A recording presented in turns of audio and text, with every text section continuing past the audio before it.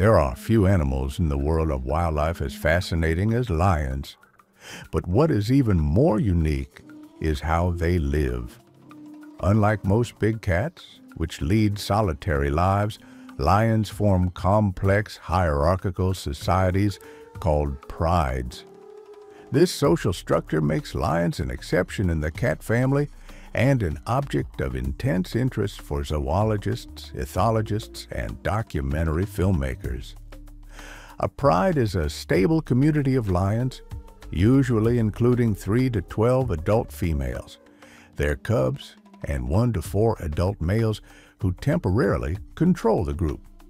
Larger prides are also found, especially in areas with abundant food, such as national parks in Tanzania or Botswana.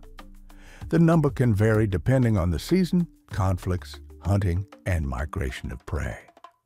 A pride is not just a group of animals living together, it is a tightly knit community where females are usually related, sisters, mothers, daughters. They cooperate in raising offspring, hunting, and defending territory. This makes lions a rare example of matrilineal social organization among predators. Despite the fact that lions are often called kings, power is shared within the pride.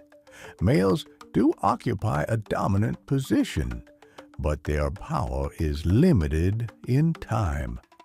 They are not leaders in the human sense. Their role is to protect the pride from other males and ensure genetic reproduction. Females are the true guardians of the pride. They ensure its survival, hunt, teach the cubs, and pass on knowledge to the next generations. They leave the pride less often and can live in it their entire lives.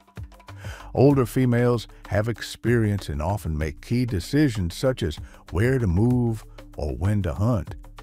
Lions, especially males, leave their native pride at a young age.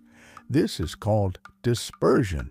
They form coalitions with other males, and after a few years, they can try to take over the pride, displacing the previous males. This struggle is a cruel but natural process that regulates genetic diversity and hierarchy.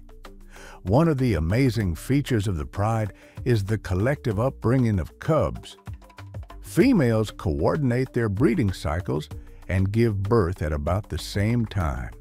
This allows the cubs to grow up together, learn from each other, and be under the care of not one, but several mothers at once.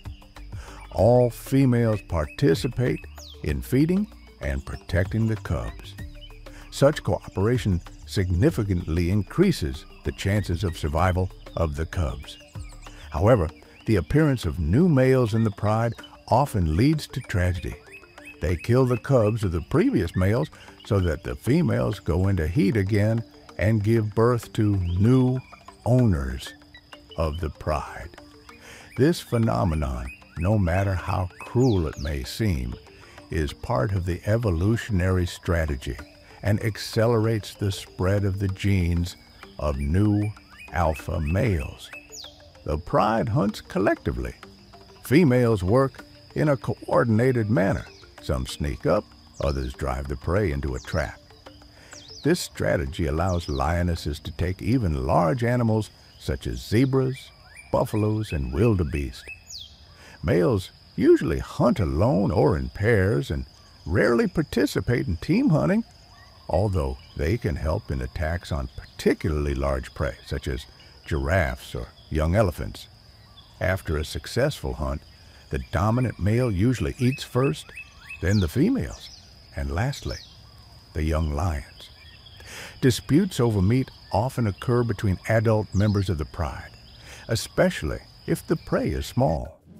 However, due to the hierarchy and constant structure, conflicts rarely escalate into serious fights. Communication in the pride occurs through roaring, growling, purring, hissing, facial expressions, and physical contact. A lion's roar can be heard several kilometers away.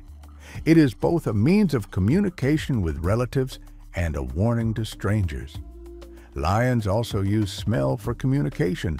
They mark their territory, leave scent trails, sniffing faces, licking, touching.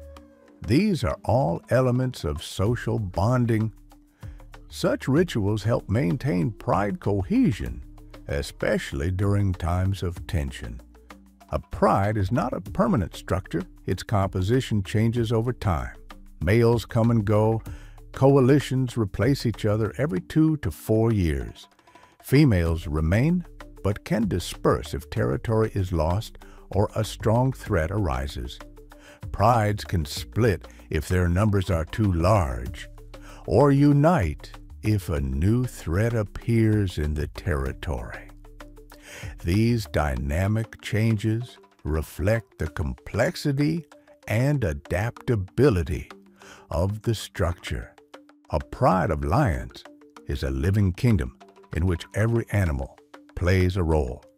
It is a system based on kinship, struggle, cooperation, and survival. A pride of lions is a mirror of nature. It shows how the balance between competition and mutual aid can support a complex social structure. To ensure that lion prides do not disappear from the wild, it is necessary not only to protect territories, but also to understand that behind every number in statistics, there are living, feeling creatures living in their family clans. And if we learn to respect their lives with their dramas, victories, and losses, then we will preserve not only the lions, but also our connection with the wild, free nature.